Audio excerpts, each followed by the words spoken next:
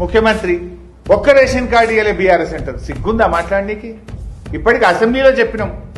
ఇదే ఉత్తమ్ కుమార్ రెడ్డి ప్రశ్న అడిగితే అసెంబ్లీలో సమాధానం చెప్పిండు. బీఆర్ఎస్ ప్రభుత్వ హయాంలో 6,47,479 రేషన్ కార్డులు ఇచ్చారు.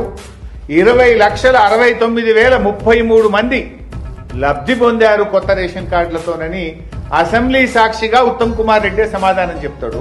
బజారు భాషలో అబద్దాలు పబ్లిక్ మీటింగుల్లో మాట్లాడతారు. నోరా మోరా? అసెంబ్లీలో చెప్పేది ఒకటి, పబ్లిక్ మీటింగ్ లో చెప్పేది ఒకటి ఉంటుందా?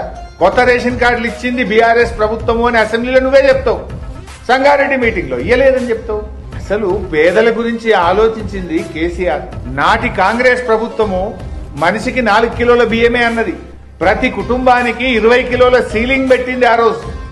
కేసీఆర్ గారు వచ్చినాక 4 కిలోలను 6 కిలోలు చేసింది బీఆర్ఎస్ ప్రభుత్వం.